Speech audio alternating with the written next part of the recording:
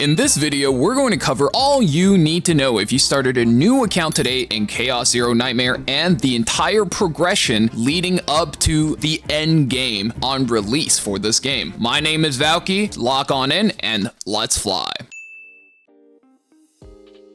If you've just downloaded the game, you should be able to breeze through most of the content. Level 1 through 25 for your account should just be a straight shot. You can easily grind that out in like 2 to 3 hours by just doing the story and the accompanying battle. Feel free to do those after you read the story, or even vice versa. Do the matching chaos as you unlock them in the story to get familiar with the chaos system of this game, since that will be your main gameplay section that you spend the most amount of time in. Level 25 should be the first real hump you encounter. Starting at 25, leveling is not as straightforward, and you should look to the activity section and the growth guide, since that's basically your main quest line outside of just reading the story. It'll tell you what to do, and if you click on the Go Now button, it gives you quick access on where you need to go, what to do, and what rewards you can potentially get. Make sure you farm promotional materials for your characters as you progress. As necessary, no need to farm more than you need, and this stage at level 25 should take you about a day or two, or even less if you're willing to burn gems for stamina. As long as you care about keeping up your progression and maybe making fast progress, this is not a bad idea. Even for free-to-play players, at least the 50 gem stamina refills could keep you going and get you leveled up faster. The one thing you do have to keep in mind is that as a part of your growth guide quest, your progression will be gated by friendship level checkpoints. So one will require you to be level 7 affinity with a character, the next checkpoint is at level 10, and then 15 as the final one. So make sure you're saving those cakes you've been getting from daily logins and the Arc City excursions for maybe a special main character that you really like. And on top of that, if you do hit the necessary friendship levels, you should be able to unlock wallpaper for your home screen. After you clear that level 25-30ish hump, you should be slowly chugging along until you hit level 40, which is when you'll unlock the most important feature for the end game on release: Zero System. As soon as you unlock that, I would put most of your playtime and stamina towards farming that, as it becomes the replacement to the Chaos mode, but more on that later.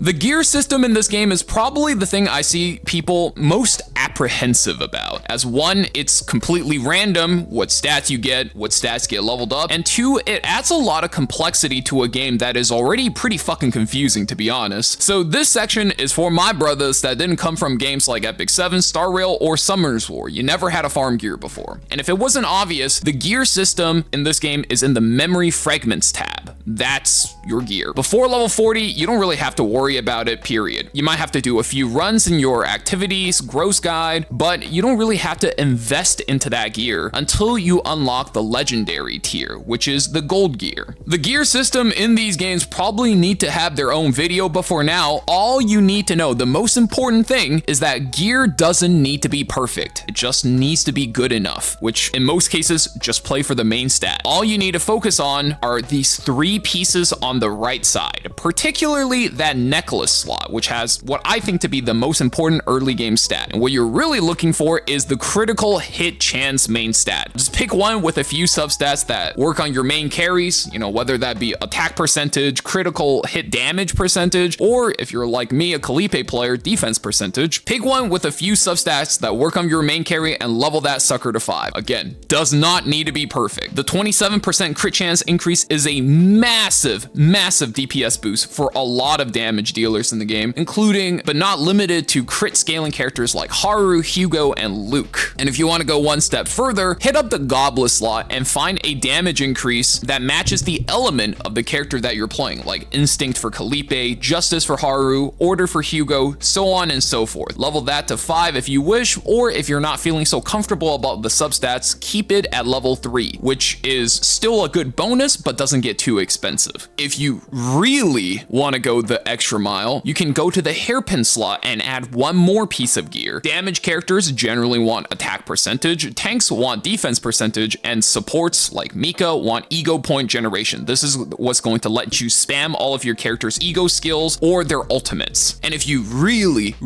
and I mean really want to go an extra step, I mean, you could farm a little bit and try to complete a set. I don't think that's really necessary because I didn't. I got to difficulty 9 with only a crit chance necklace and a goblet slot for most of my DPS characters, and you really just want to focus on the main stat and let good play carry you through the chaos levels. And after that, that's when the good gear really starts to come in.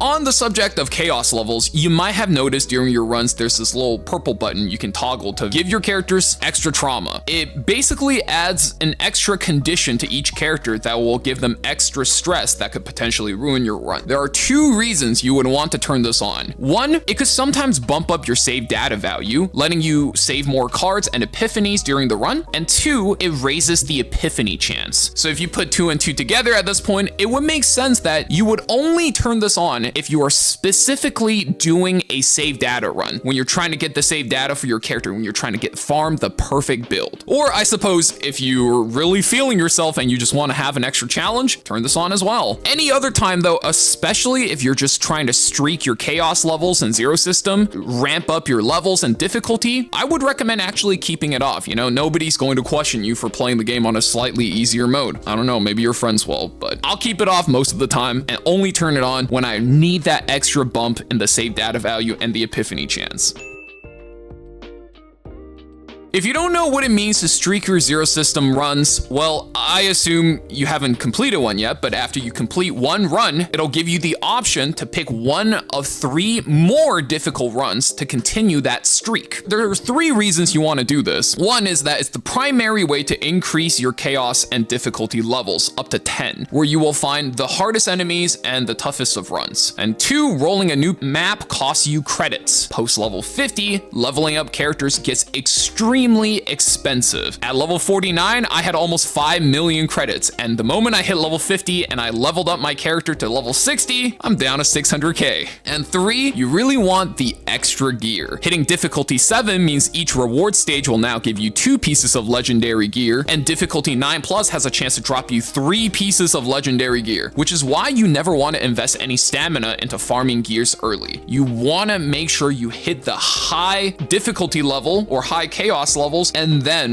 only then, you want to invest your stamina into getting more gear. And every run you complete saves you somewhere around 40 to 100k, depending on the difficulty level. So every run you don't fail is extra credits saved, and that can go towards leveling up your characters, finishing their potential, or leveling up their gear. Super important this early into the game because it's super important this early into the game because we just don't have a lot of resources, and maximizing and optimizing your resources is how you can save the most time and, of course, build the strongest units. If you're just trying to raise your chaos levels, you'll notice that a lot of maps have additional traits and penalties. And the ones I would say you could probably easily take are the additional rare fate chances. Generally only happens on the harder maps, but rare events are, well, they're fun and often results in things like divine epiphany. So I try to go for anything with high additional rare fate chances. Extra elites are fun too, as they're sometimes honestly easier than normal hallway fights and they drop better loot. The ones that I think are okay are also enemies gaining stats every 3 turns. For most compositions, I say just kill them fast, shouldn't be a problem. And if you play a Vanguard in your main composition like Calipe, Magna, or even Maribel, you can also take your chances with runs that decrease your HP or remove your ability to heal at camp. I'm a Calipe player and these ones generally feel like they're no consequence, but if you don't play Vanguards, I can see there being a world where these look very scary to you. But the ones I would generally avoid are multiple ways of scaling, like boss HP attack bonus plus another ramping stat or multiple ramping stats. That puts you on a big timer, and if you don't clear a fight fast, your run ends right there. I also avoid reduced credit gain because credits in Zero System is everything, especially for supports after you unlock the free shop refresh perk. work. If you've ever seen a screenshot of somebody with, oh, I don't know, like the 4 or 5 gear bags in their build, that is all thanks to this. And of course, I would avoid taking the reduced survivability without running a Vanguard. Unless you really know what you're doing, sometimes one bad turn just automatically ends your run right there. And there it is. That's basically your entire progression through the game on release. No matter which phase you're currently at, these are basically the most valuable tips I have, answering most of the common questions I get on stream, honestly. That's what these videos are built around. If you found this helpful, you can always help a channel like this out by liking, commenting, and subscribing if you want to see content similar to this. And if you guys have any basic gameplay questions, I would check out that tips video down below that covers the best tricks that'll let you learn roguelike deck builders super fast. Also, let me know in the comments down below if you guys have any CZN related content you guys want to see in the future. It's gonna be it for this video. See ya!